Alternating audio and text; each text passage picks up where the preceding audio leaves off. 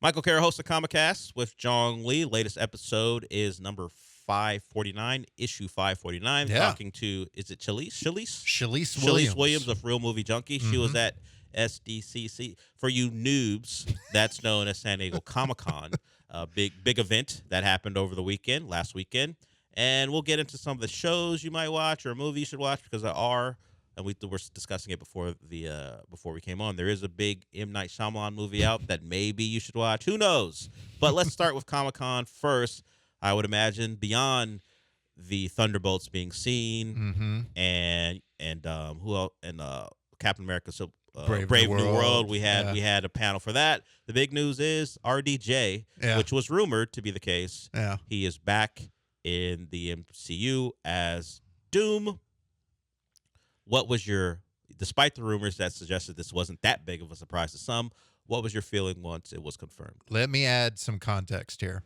The issue before that, the 547, because we actually did two. I should note, this week we did two, where we focus on the RDJ announcement and we do our Deadpool spoiler review. Okay. And then the issue that just came out today is all about San Diego Comic-Con with Shalise, who was there covering it.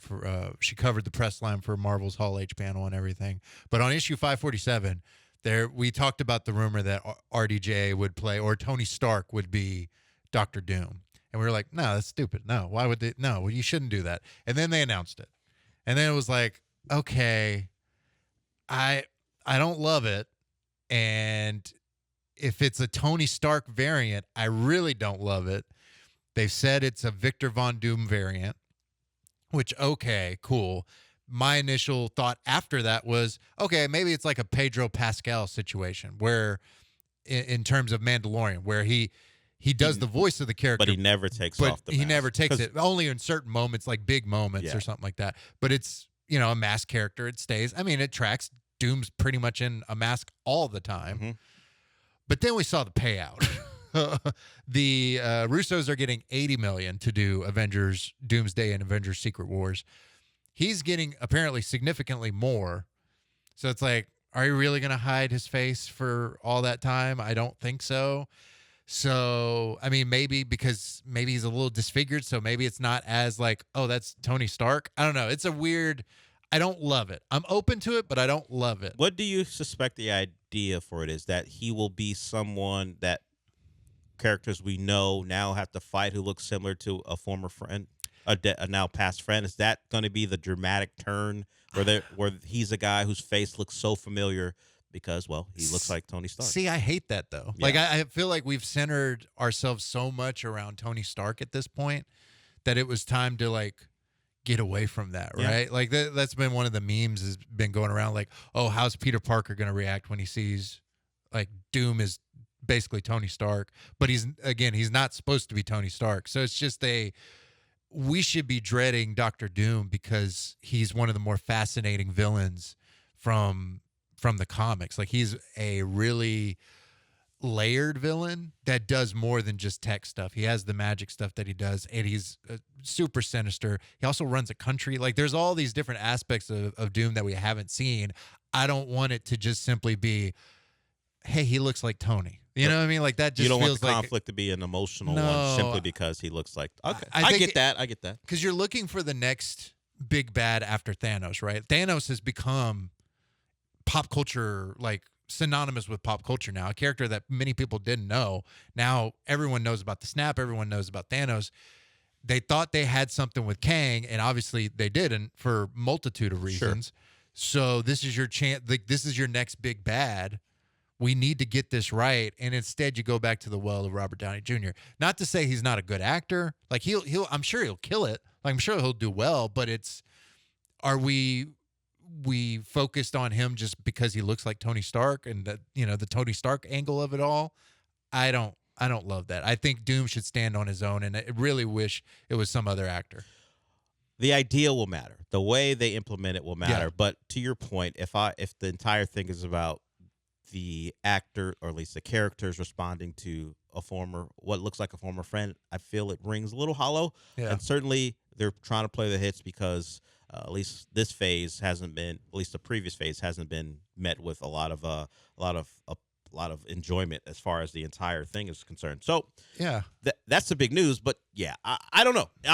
I'm probably less negative than you, only because I'll wait for the idea. But Right. the initial thing is I'm not excited. Probably like, okay, we'll see. Yeah, it's mixed right now. The same with Jong. I think Jong and I are both kind of in the same spot. I was a little more open to it, but in issue 548 that released earlier this week, the news broke about the pay structure, and I was like, oh, well, there's no chance of the idea I had. Yeah, Like, if he never took off the mask, I doubt that's. I would have been. I think that would be better. That would be way better. But that would be way and it better. would be a departure from Doom if the mask is always off. Like yeah, if it's just, no. yeah. It shouldn't be like if it breaks after a big fight, towards the back half of one of the acts of one of the Avengers movies, that's one thing. But if it's like he's constantly like the Halo show would do with Master Chief, just have the mask off all the time, have the armor off all the time. And the other thing too is how he plays Doom. I don't think he'll just replicate his Tony Stark thing. I don't think he would do that. But is he just going to be kind of quippy and things and not feel like Doom? Doom is your next. You got to get him right. You need a real villain. You need an actual conflict that people care about. Because, like you said, the multiverse angle hasn't been hitting for people in the recent years. It just hasn't, and that's part of why they pivoted from Kang. I mean, obviously the bigger aspect is Jonathan Majors got in trouble, convicted, I believe. So you had to pivot in some way.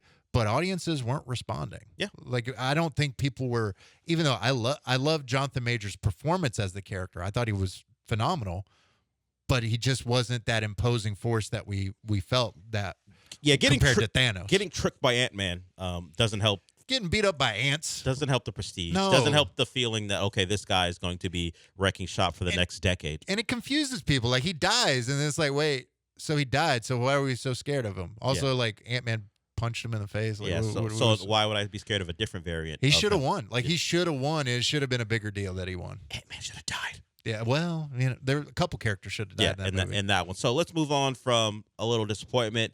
Anything big? Anything from Comic-Con that you were excited about, whether it be Marvel or anything else? I would say probably. Shalise was talking about this on the issue that comes out today. She talked about Alien Romulus, which comes out in a couple weeks. Okay. I'm, again, not the biggest horror guy, but I'm excited for this Alien Romulus movie. And she talked about she got to interview the director Fede Alvarez, and he comes from Evil Dead Rise, I believe was the movie. I think it might be on Max right now. I think so. Yeah. And so he's taken the Alien franchise back to its roots, which is the horror elements of it. And he has, I forget how she worded it, so I'm paraphrasing. Forgive me if I get this wrong. But Shalise said that, like, Fede, what he's shown in the trailers is not exactly the movie. Like, he's purposefully taking things out to keep the surprise in That's line. Cool, because I went to see Deadpool Wolverine. Gave my review earlier, but I saw the trailer, and I was kind of upset only because I didn't want to see so much of Alien Romulus. And in the trailer, I imagine these won't be major characters, but they might have an emotional pull on some of the big characters in the movie. You see people get hit with the facehugger. Okay, you're not surviving, I assume.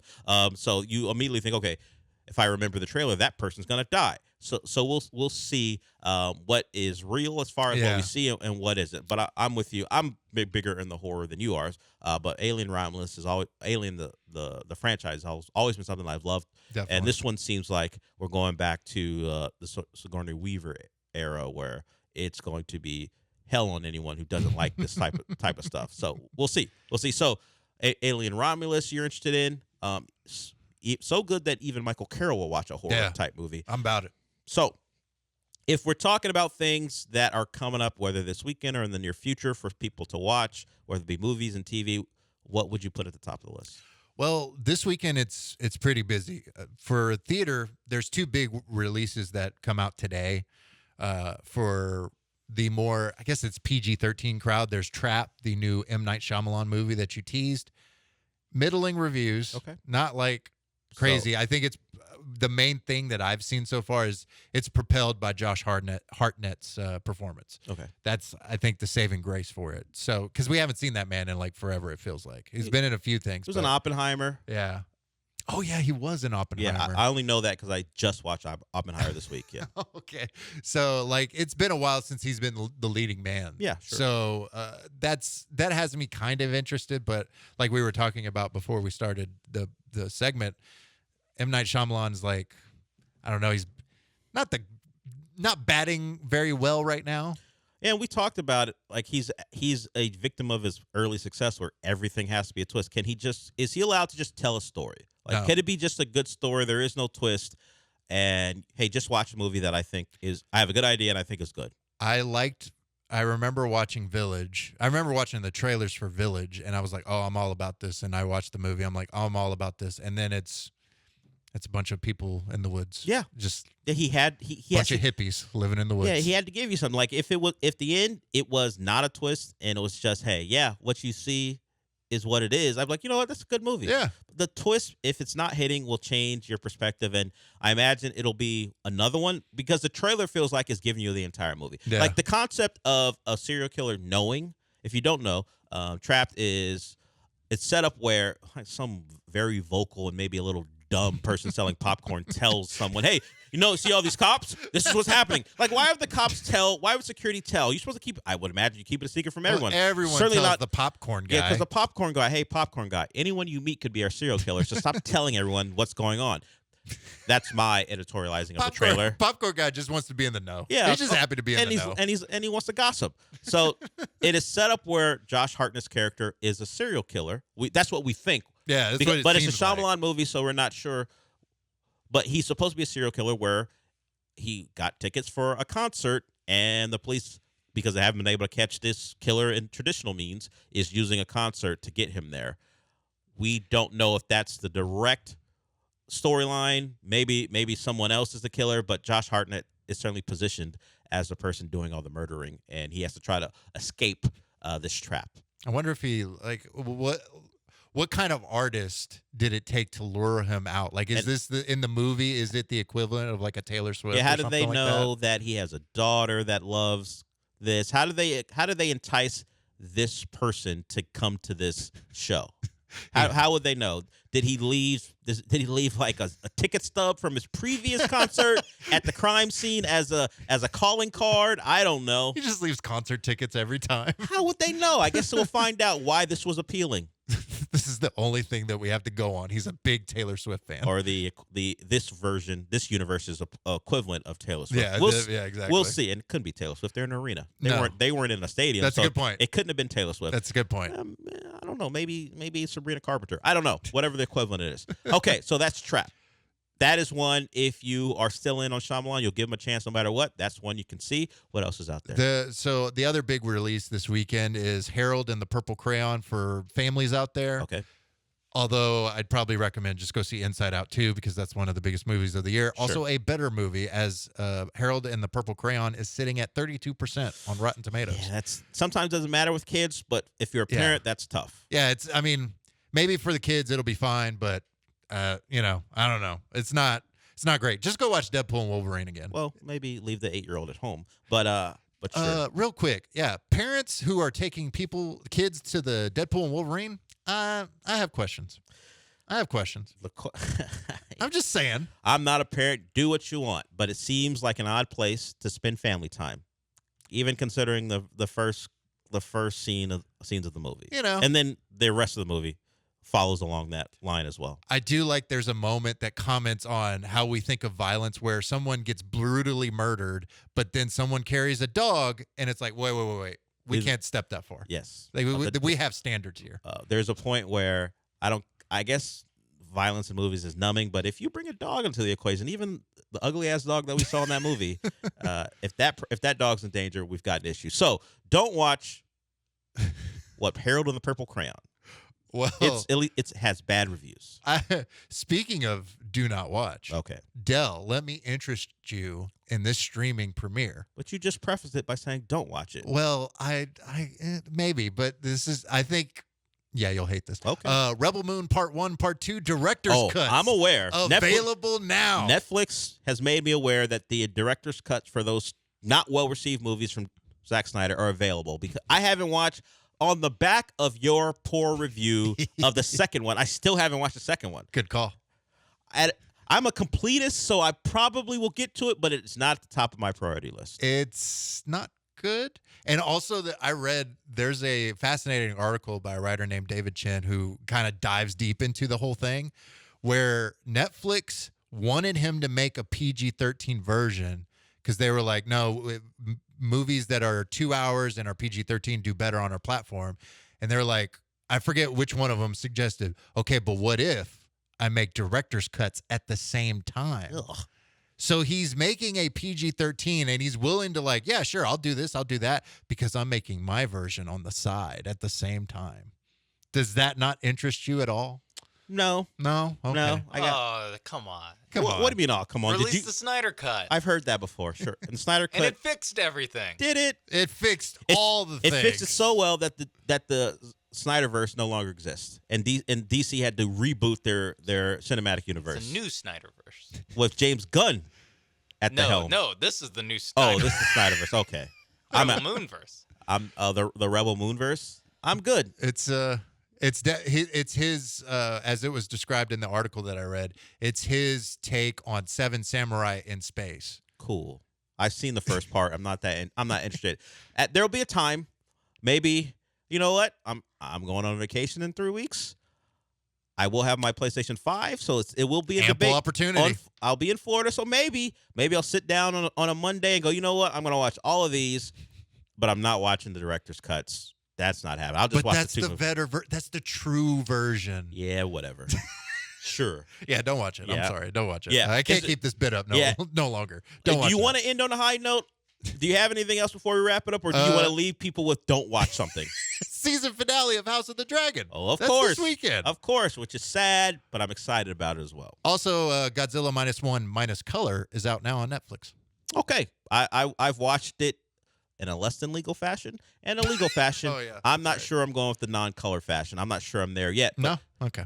We'll see. It's better than the Rebel Moonverse. I'll tell you that right now. Oh, and Kingdom of the Planet of the Apes is on Hulu right now. So All right, there it is. that's a good one. I like that movie. Go out and watch. It's a good go movie. out or stay home and watch that one if you did not go and watch it initially. We are done with the segment. We got one more to go. That's Michael Carrell, co-host of Comicast with Jong Lee. They did 2 episodes this week. Which one's going to be on 97.5 tonight? The issue with Shalice. Okay, so you can listen to Shalice Williams. She was at Comic-Con. Get her take on everything that went on there. Comicast 9 to 10 on 97.5. Michael Jong Lee, the host of that. Well, also, podcast form, anywhere you find your podcast.